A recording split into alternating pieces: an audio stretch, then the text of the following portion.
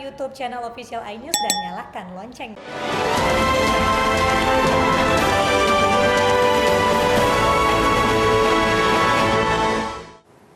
Selebriti Sintiara Alona ditetapkan sebagai tersangka kasus prostitusi online. Pasarnya, Sintiara Alona membiarkan hotelnya dijadikan tempat prostitusi.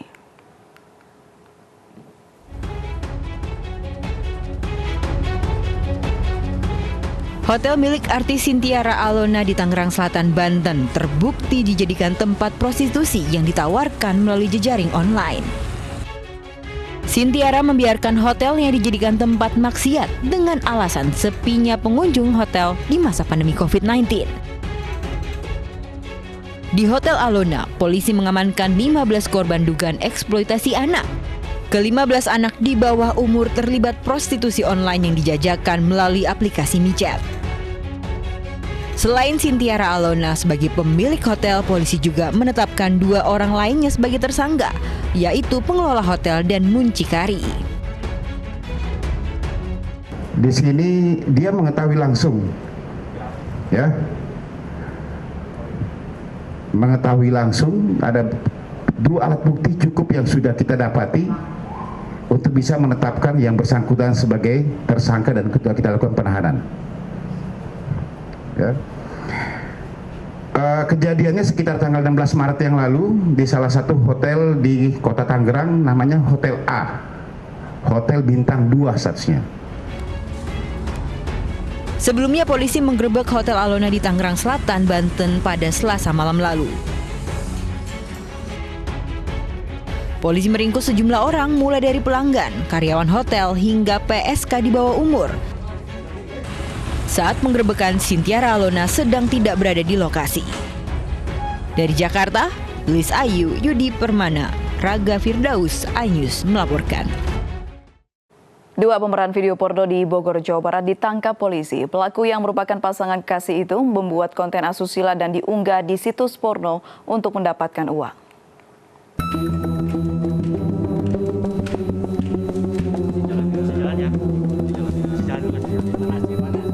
Dua pemeran video porno ditangkap penyidik di Treskrim Suspolda Jawa Barat di Cibinong, Kabupaten Bogor, Jawa Barat.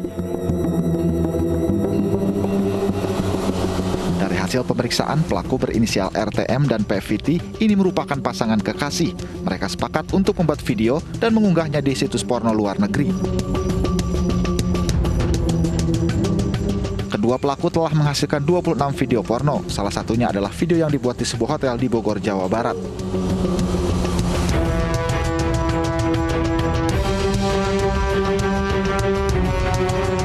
Polisi menyita barang bukti berupa pakaian, kacamata, serta tas yang terlihat dalam video. Dari hasil pembuatan dan penjualan video, kedua pelaku mendapatkan uang sebesar 19,5 juta rupiah. 26 video sejak bulan November 2020. Ya, mengapa mereka melakukan hal ini? Ya, dengan alasan seperti biasa, karena ya kebutuhan ekonomi. Hingga kini polisi masih mendalami penyebaran video porno milik pelaku yang diduga tersebar di situs lain. Kedua pelaku dijerat Undang-Undang ITE dan pornografi dengan ancaman hukuman 12 tahun penjara. Dari Bandung, Jawa Barat, Mujib Prayitno, iNews melaporkan. Polisi naikkan status kasus video porno mirip artis Gabriela Larasati ke tingkat penyidikan. Meski naik ke tingkat penyidikan, status pemain sinetron remaja masih sebagai saksi.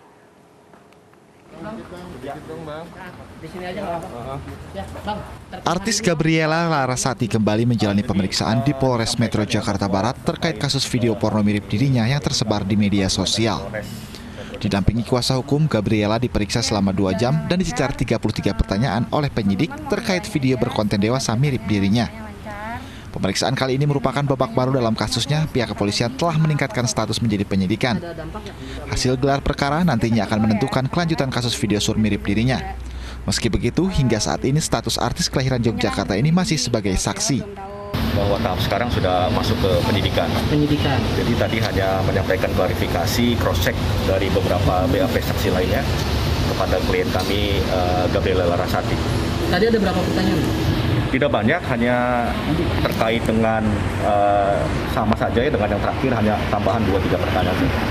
Berdasarkan hasil informasi yang didapatkan oleh penyidik sudah kami tingkatkan menjadi proses penyidikan, di mana menurut hasil gelar terkait dengan peredaran video tersebut ada tindak pidana di dalamnya. Nah, saat ini, hari ini kami memeriksa saudari GL sebagai saksi untuk melakukan pemenuhan alat bukti. Gabriela Larasati sendiri telah menjalani pemeriksaan sebanyak 2 kali. Polisi juga telah menetapkan 2 orang yang diduga sebagai penyebar video sebagai tersangka. Dari Jakarta, Miftahul Gani, iNews melaporkan. Pemprov DKI Jakarta siap menjadi mediator antara PT Pertamina dan masyarakat terkait sengketa tanah di Pancoran, Jakarta Selatan yang berujung bentrokan. Bentrokan antar warga dan ormas sempat terjadi 2 kali pada 25 Februari dan 17 Maret 2021.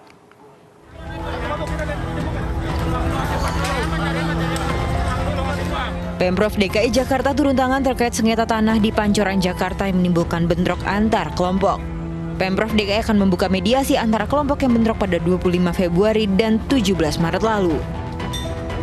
Wagub DKI Jakarta menjelaskan lahan sengketa adalah milik PT Pertamina dan hendak digunakan. Namun ternyata ada permukiman warga yang sudah puluhan tahun di atas tanah tersebut. Sengketa lahan yang di Pancoran antara Pertamina dengan masyarakat di sana itu memang merupakan kawasan tanah milik Pertamina. Ya, Pertamina ingin menggunakan, memanfaatkan, namun masyarakat sudah tinggal lama di situ berpuluh tahun. Ini sedang kita carikan solusi terbaiknya terkait kita Pemprov melalui Kota Madya Jakarta Selatan sedang berupaya terus untuk melakukan mediasi. Harapan kita nanti aparat hadir untuk memastikan di sana aman semua, tertib, tidak ada kekerasan di sana dan masyarakat bisa kita carikan solusi untuk mendapatkan tempat yang lain.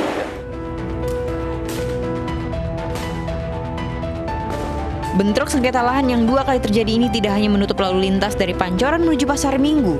Sejumlah orang pun terluka karena terkena lemparan batu dan benda tumpul lainnya. Untuk menghindari aksi serupa, polisi bersiaga di lokasi kejadian.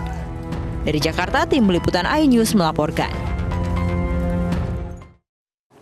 60.000 butir ekstasi dan 50 kg sabu yang diselundupkan lewat pantai timur Sumatera digagalkan petugas. Narkotika asal Malaysia ini masuk ke tanah air dengan modus baru.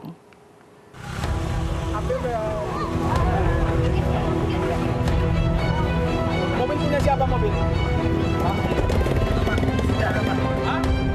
6 pengedar narkoba jenis sabu dan pil ekstasi ditangkap di Pantai Cermin, Serdang Bedagai, Sumatera Utara. Dari penangkapan 6 pelaku terkuak penyelundupan sabu dan ekstasi asal Malaysia. Kamu datang dari mana? Dari Tanjung Pura.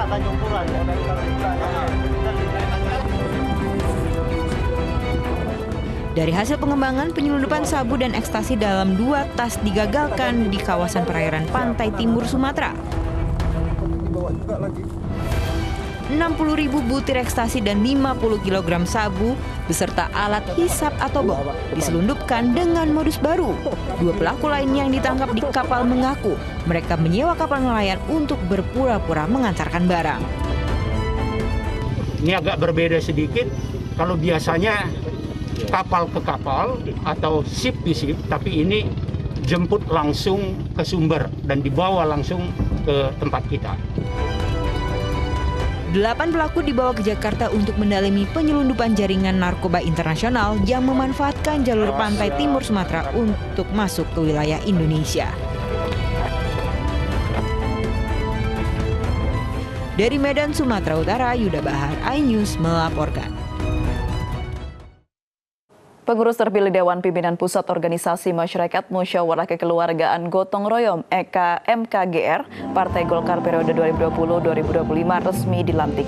Ketua Umum Partai Golkar Erlangga Hartarto berharap MKGR bisa berperan dalam memajukan kesejahteraan masyarakat melalui pengembangan UMKM.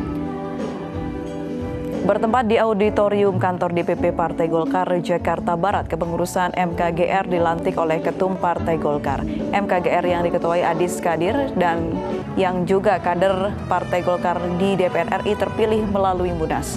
Dalam sambutannya, Erlangga berharap seluruh pengurus MKGR periode 2020-2025 bisa berperan aktif dalam memajukan UMKM. Selain itu mendukung Partai Golkar dalam pemilu 2024. Pelantikan MKGR juga mendapatkan atensi dari Presiden Joko Widodo lewat sambutan virtual. Tentu kita lihat bahwa sebagian besar masyarakat kita itu kerjanya usaha kecil dan menengah. Dan UMKM itu kan punya daya tahan, resilient yang kuat. Dan selama pandemi COVID, kredit di sektor UMKM naik 3,5%. Oleh karena itu, karena ini MKGR juga Poskoro, Soksi itu basisnya juga wira swasta, maka tentu kita mendorong bahwa sistem gotong royong itu yang sifatnya kekeluargaan. Tindakan kekerasan yang dilakukan junta militer terhadap pengunjuk rasa anti kudeta di Myanmar berlanjut. Kami kembali usai jeda berikut ini.